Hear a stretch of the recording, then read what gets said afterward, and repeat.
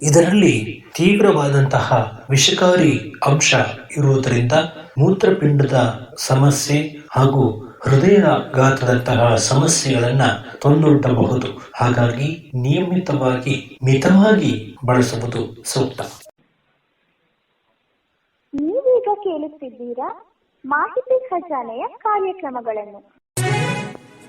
ಸಸ್ಯ ಪ್ರಪಂಚ, ಮನೆ ಅಂಗಳದಲ್ಲಿ ಬೆಳೆಯುವ ಔಷಧಿ ಸಸ್ಯಗಳನ್ನು ಪರಿಚಯಿಸುವ ವಿಶೇಷ ಕಾರ್ಯಕ್ರಮ.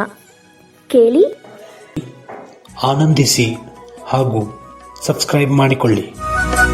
ಕೇಳಿ ಸಸ್ಯ ಪ್ರಪಂಚ.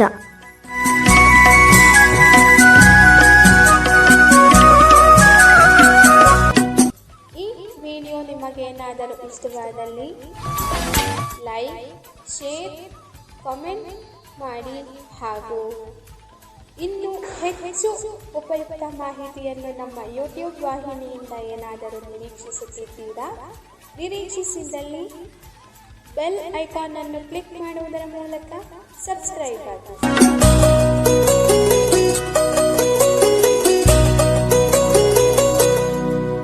ಮಾಹಿತಿ ಖಜಾನೆಗೆ ಸ್ವಾಗತ.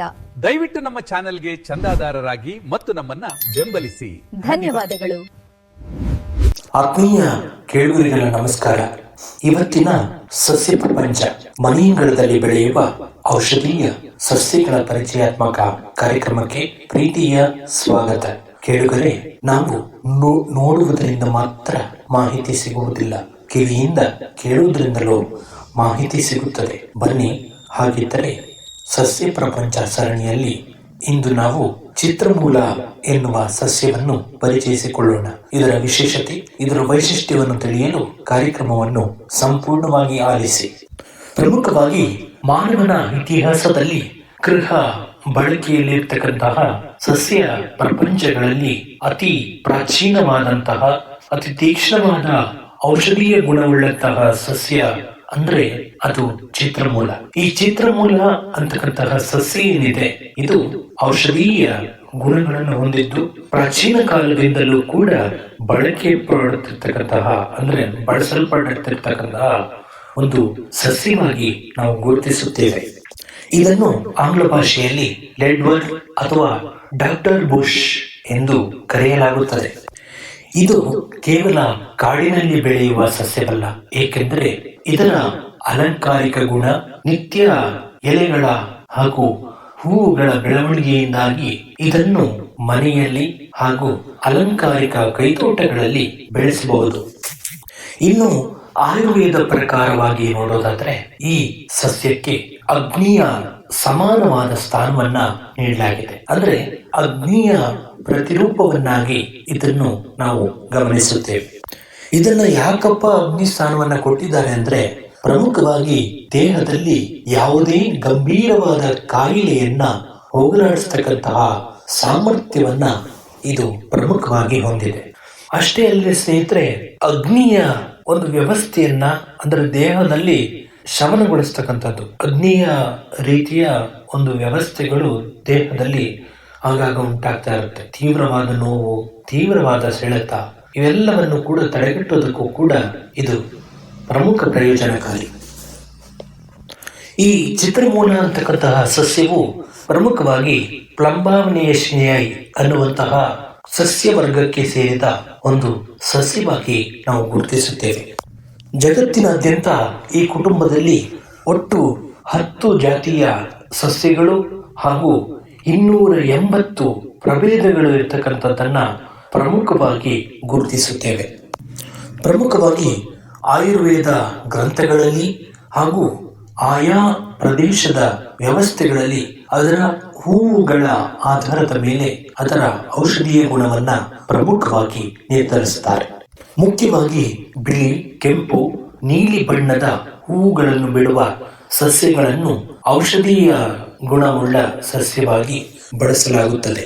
ಪ್ರಮುಖವಾಗಿ ವಾಗ್ಭಟ್ಟಾಚಾರ್ಯರು ಅನ್ನುವರು ಕಪ್ಪು ಮತ್ತು ಹಸಿರು ಬಣ್ಣದ ಹೂವುಗಳ ಒಂದು ಔಷಧೀಯ ಪ್ರಭೇದಗಳು, ಇದರ ಜೊತೆಗೆ ಹಳದಿ ಬಣ್ಣದ ಹೂವಿನ ಸಸ್ಯಗಳ ಬಗ್ಗೆ, ಇನ್ನೂ ಸಂಶೋಧನೆ ನಡೀತಾ ಇದೆ. ಅದರ ಬಗ್ಗೆ ಯಾವುದೇ ಖಚಿತವಾದ ಮಾಹಿತಿ ಲಭ್ಯವಾಗಿಲ್ಲ. ಅಂದರೆ ಔಷಧೀಯ ಗುಣ ಇದೆ ಅಥವಾ ಇಲ್ಲ ಅನ್ನೋದರ ಬಗ್ಗೆ ಇನ್ನೂ ಸಂಶೋಧನೆ ನಡೀತಾ ಇದೆ. ಇನ್ನು ಪ್ರಮುಖವಾಗಿ ದಕ್ಷಿಣ ಭಾರತದಲ್ಲಿ ಕೆಂಪು ಬಣ್ಣದ ಹೂವಿನ ಬೇರುಗಳು ಅತಿ ಎತ್ತರವಾಗಿ ಬೆಳೆಯುವುದರಿಂದ ಅದನ್ನು ವಾಣಿಜ್ಯ ಬೆಳೆಯಾಗಿ ಇಲ್ಲಿ ಪ್ರಮುಖವಾಗಿ ಪರಿಗಣಿಸಲಾಗುತ್ತದೆ. ಇದೆಲ್ಲದರ ನಡುವೆ ಪ್ರಮುಖವಾಗಿ ಬಿಳಿ ಬಣ್ಣದ ಹೂವಿನ ಪ್ರಭೇದದ ಸಸ್ಯವು ಭಾರತದಾದ್ಯಂತ ಅತ್ಯಂತ ಸುರಕ್ಷಿತವಾದಂತಹ ಒಂದು ಔಷಧೀಯ ಗುಣವುಳ್ಳ ಸಸ್ಯ ಅಂತ ಹೇಳಿ ಹಲವಾರು ಸಂಶೋಧನೆಗಳು ತಿಳಿಯಪಡಿಸಿವೆ.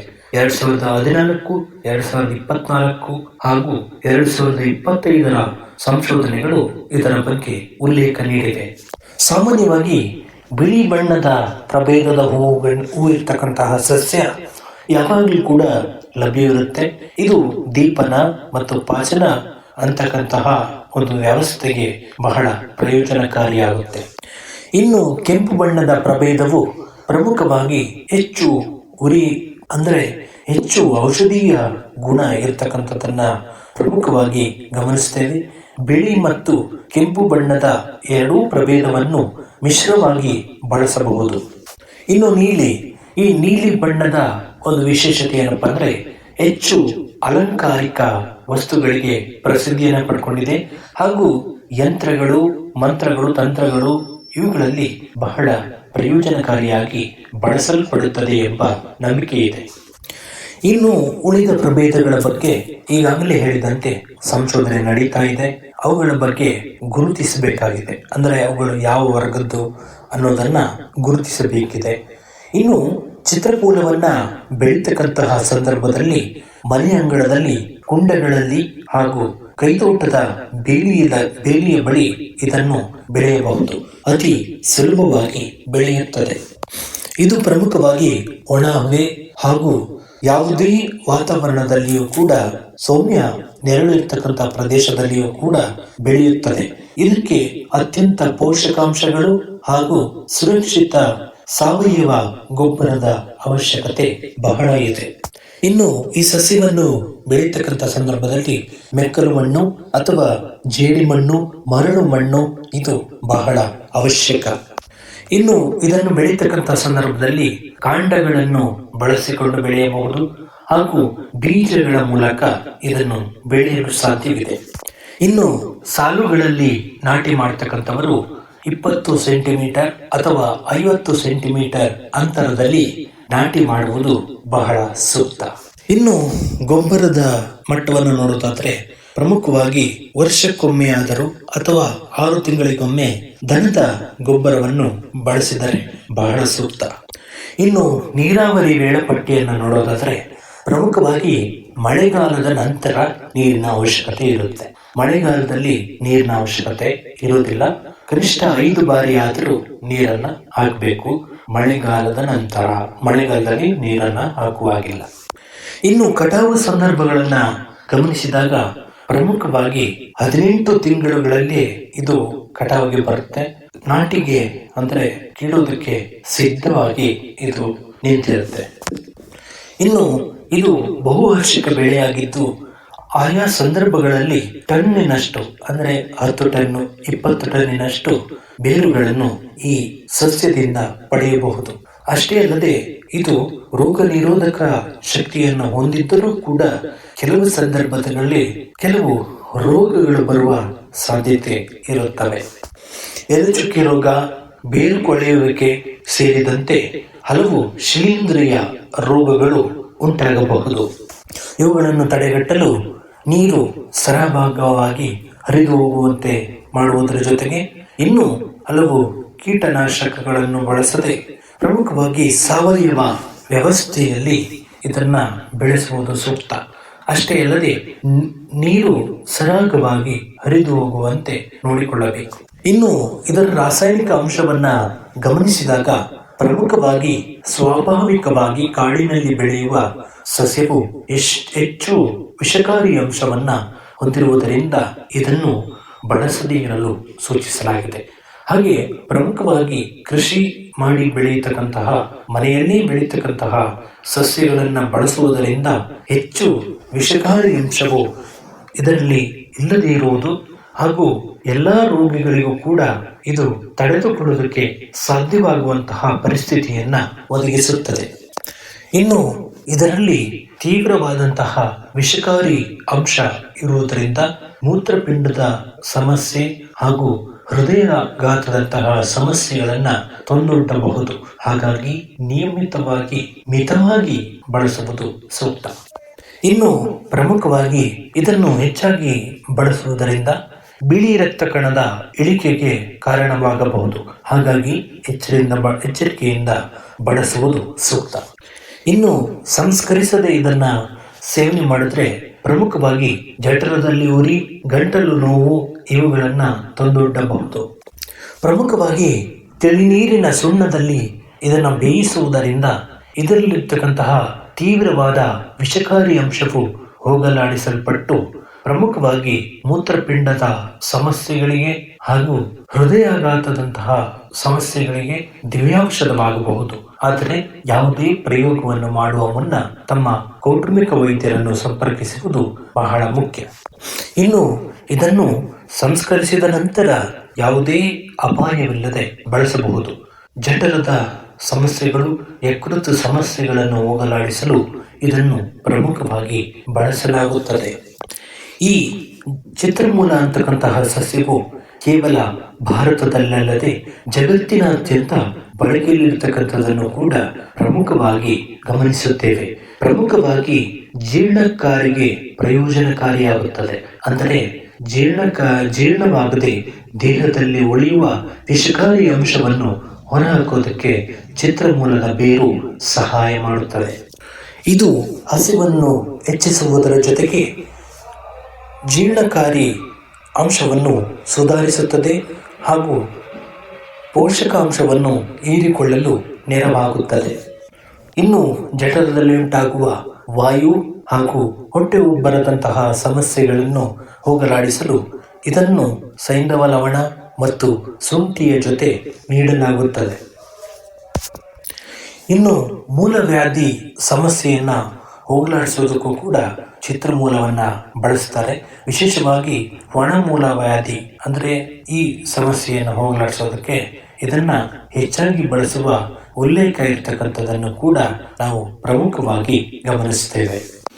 ಇನ್ನು ಮಲಬದ್ಧತೆ ಸಮಸ್ಯೆಯನ್ನು ಹೋಗಲಾಡಿಸಲು ಕೂಡ ಇದು ಬಹಳ ಪ್ರಯೋಜನಕಾರಿ.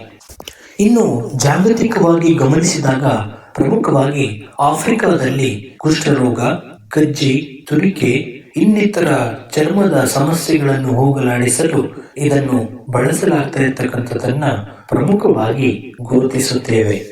ಇನ್ನು ಇಥಿಯೋಪಿಯಾದಲ್ಲಿ ಇದನ್ನ ಕ್ಷಯರೋಗ ಸೇರಿದಂತೆ ಹಲವು ಅಪಾಯಕಾರಿ ರೋಗದ ತಡೆಗಟ್ಟುವಿಕೆಗಾಗಿಯೂ ಕೂಡ ಇದನ್ನು ಬಳಸುವ ಇತಿಹಾಸ ಇರತಕ್ಕಂಥದ್ದನ್ನ ಪ್ರಮುಖವಾಗಿ ಗಮನಿಸುತ್ತೇವೆ.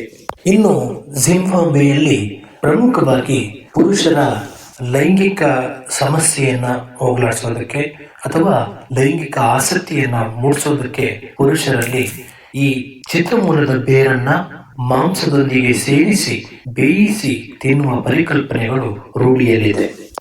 ಇನ್ನು ಕೆಲವೆಡೆ ಗರ್ಭಪಾತದಂತಹ ಅಪಾಯಕಾರಿ ವ್ಯವಸ್ಥೆಯನ್ನು ಮಾಡಿಸ್ತಕ್ಕಂಥ ಸಂದರ್ಭದಲ್ಲಿಯೂ ಕೂಡ ಇದನ್ನ ಬಳಸುವುದಿದೆ. ಆದರೆ ಸ್ನೇಹಿತರೆ, ಎಚ್ಚರಿಕೆ ಇರಲಿ. ಯಾವುದೇ ಕಾರಣಕ್ಕೂ ಇದನ್ನ ಗರ್ಭಪಾತ ಮಾಡೋದು ಅಥವಾ ಅದರ ಕುರಿತಂತೆ ಏನಾದರೂ ಮಾಡ್ತಕ್ಕಂಥದ್ದು ಅಥವಾ ಇಂತಹ ಸಮಸ್ಯೆಗಳನ್ನ ತಂದ್ಕೋಬೇಡಿ. ಯಾವುದೇ ಕಾರಣಕ್ಕೂ ಇದನ್ನ ಕೆಟ್ಟ ಉದ್ದೇಶಗಳಿಗೆ ಬಳಸ್ಕೋಬೇಡಿ ಅಂತ ನಾವು ಈ ಮೂಲಕ ತಮ್ಮಲ್ಲಿ ಕೇಳ್ಕೊಳ್ತಾ ಇದ್ದೀವಿ. ಕಾನೂನಾತ್ಮಕ ಸಮಸ್ಯೆಯನ್ನ ಎದುರಿಸುವವರು ನೀವೇ ಆಗಿರ್ತೀರಿ. ಒಂದು ವೇಳೆ ನೀವು ಗರ್ಭಪಾತದಂತಹ ವ್ಯವಸ್ಥೆಯನ್ನು ಮಾಡಿಸೋದಕ್ಕೆ ಹೋದ್ರೆ ಅದು ಗರ್ಭಿಣಿಯರ ಸಾವಿಗೂ ಕೂಡ ಕಾರಣವಾಗಬಹುದು. ಎಚ್ಚರಿಕೆಯಿಂದಿರಿ. ಇದನ್ನು ಬಳಸುವ ಸಂದರ್ಭದಲ್ಲಿ ಬಹಳ ಎಚ್ಚರಿಕೆ ವಹಿಸುವುದು ಕೂಡ ಸೂಕ್ತ. ಏಕೆಂದರೆ ಇದು ಹೆಚ್ಚು ವಿಷಕಾರಿ ಅಂಶವನ್ನು ಹೊಂದಿರುವುದರಿಂದ ತಮ್ಮ ಆರೋಗ್ಯವನ್ನು ಹಾಳು ಮಾಡಬಹುದು. ಇನ್ನು ಗರ್ಭಿಣಿಯರು, ಅಸಿಡಿಟಿ ಸಮಸ್ಯೆ ಇರ್ತಕ್ಕಂಥವರು, ಗಂಭೀರವಾದ ಸವಾಲುಗಳು ಇರತಕ್ಕಂಥವರು ಇದನ್ನು ಸೇವನೆ ಮಾಡದೇ ಇರುವುದು ಸೂಕ್ತ. ಇನ್ನು ಕೊನೆಯದಾಗಿ ಹೇಳೋದಾದ್ರೆ, ಈ ಔಷಧಿಯಿಂದ, ಈ ಸಸ್ಯದಿಂದ ಪ್ರಯೋಜನವೂ ಇದೆ, ಅಪಾಯನೂ ಇದೆ. ಹಾಗಾಗಿ ಬಳಸಿಕೊಳ್ಳುವವರು ತಮ್ಮ ತಮ್ಮ ವಿವೇಚನೆಯಿಂದ ಬಳಸಿಕೊಂಡು ಇದನ್ನು ಪ್ರಯೋಜನ ಪಡೆದುಕೊಳ್ಳುವುದು ಬಹಳ ಸೂಕ್ತ. ನಾವು ಯಾವುದೇ ಔಷಧೀಯ ಗುಣವನ್ನ ನಿಮಗೆ ಹೇಳುವುದು ಕೇವಲ ಮಾಹಿತಿಗಾಗಿ ಮಾತ್ರ. ಪ್ರಯೋಗ ಮಾಡುವ ಮುನ್ನ ತಮ್ಮ ಕೌಟುಂಬಿಕ ವೈದ್ಯರನ್ನ ಸಂಪರ್ಕಿಸಿ ಹೆಚ್ಚಿನ ಮಾಹಿತಿಯನ್ನು ಪಡೆದು ಬಳಸಿದರೆ ಆರೋಗ್ಯ ನಿಮ್ಮದಾಗುತ್ತದೆ. ಕೇಳುಗರೆ, ಇದುವರೆಗೂ ಈ ಕಾರ್ಯಕ್ರಮವನ್ನ ಆಲಿಸಿದ ನಮ್ಮೆಲ್ಲ ಕೇಳುಗ ಬಂಧುಗಳಿಗೆ ಪ್ರೀತಿಪೂರ್ವಕ ಧನ್ಯವಾದಗಳು. ಇನ್ನು ಯಾರು ಸಬ್ಸ್ಕ್ರೈಬ್ ಮಾಡಿ ನೋಡ್ತಾ ಇದ್ದೀರಿ, ಈ ಕೂಡಲೇ ಸಬ್ಸ್ಕ್ರೈಬ್ ಮಾಡ್ಕೊಳ್ಳಿ ಅಂತ ಹೇಳ್ತಾ, ಮತ್ತೆ ಮುಂದಿನ ಸಂಚಿಕೆಯಲ್ಲಿ ಮತ್ತಷ್ಟು ವಿಶೇಷತೆಯೊಂದಿಗೆ ಭೇಟಿಯಾಗೋಣ. ಅಲ್ಲಿವರೆಗೂ ಜೈ ಹಿಂದ್.